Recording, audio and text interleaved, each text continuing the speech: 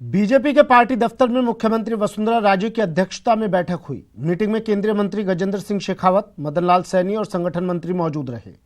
बैठक के बाद मंत्री गजेंद्र सिंह शेखावत ने कहा कि प्रदेश भर के बूथ स्तर पर मतदान की स्थिति पर चर्चा की। साथ ही उन्होंने एग्जिट पोल के आंकड़े काल्पनिक बताए। इस बार उन्होंने कहा कि एग्जिट पोल के आंकड़े काल्पनिक है और इस बार फिर से बीजेपी की सरकार बन रही है।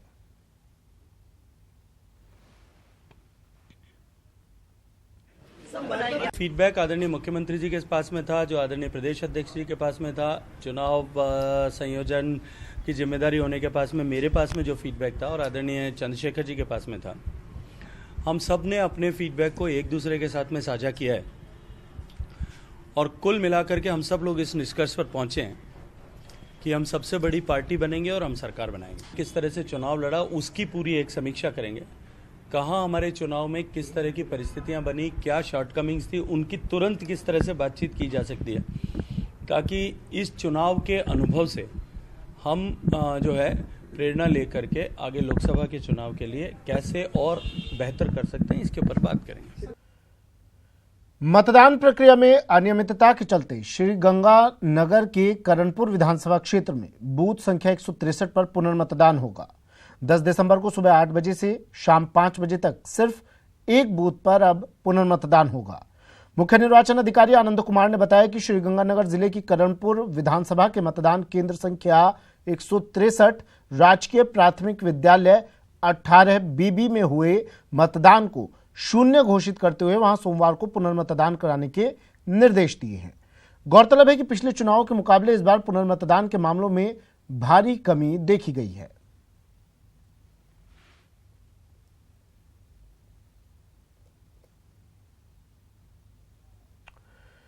राजस्थान में विधानसभा चुनाव के मतदान में एक बार फिर महिला मतदाताओं ने बाजी मारी है।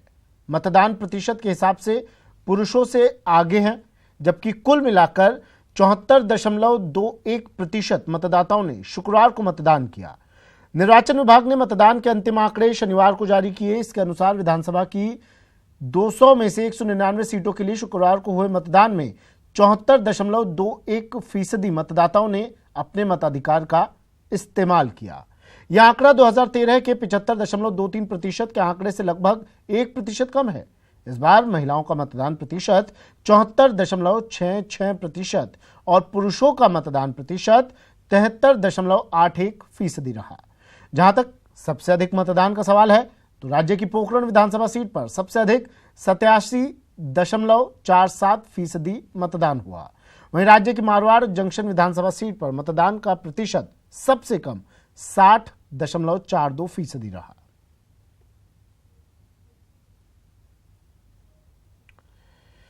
करौली में सपोटर विधायक और विधानसभा चुनाव प्रत्याशी रमेश मीणा ने ईवीएम की सुरक्षा पर संदेह जताया। उन्होंने सपोटरा विधानसभा क्षेत्र के सामान्य पर्यवेक्षक को ज्ञापन सौंपकर ईवीएम स्ट्रांग रूम की निगरानी के लिए कांग्रेस कार्यकर्ताओं को अनुमति देने का आग्रह किया। रमेश मीणा ने ज्ञापन में बताया कि कलेक्टर की कार्यशैली संदिग्ध है और जिला कलेक्टर बीजेपी के इशारों पर काम कर रहा है। उन्होंने ईवीएम में किसी भी प्रकार की गड़बड़ी करने की आशंका जताई। रमेश मीणा के आग्रह पर पर्यवेक्षक ने उचित और प्रभावी कार्रवाई का आश्वासन दिया है। जिले का निर्वाचन अधिकारी यह राजनीतिक व्यवस्था रखता है, भारतीय जनता पार्टी का काम कर रहा है, इसलिए हमने यहाँ हमारे कार्यकर्ताओं को, हमारे मुख्य एजेंट सभी को बुलाया है, जिसमें करौली विधानसभा क्षेत्र के और सपोटा विधानसभा क्षेत्र के लोग यहाँ पर निगरानी के रूप में बैठे रहेंगे। जब तक हमारा रिजल्ट नहीं आ जाता तब तक पूरी निगरानी रखी जाएगी। प्रदेश में शांतिपूर्ण मतदान तो खत्म हो गए हैं, जिसके बाद जनादेश को सुरक्षा के घेरे में रख दिया गया है। प्रदेश के अलग अलग जगहों में ईवीएम को कड़ी सुरक्षा के बीच रखा गया है ताकि कोई भी अप्रिय घटना ना हो।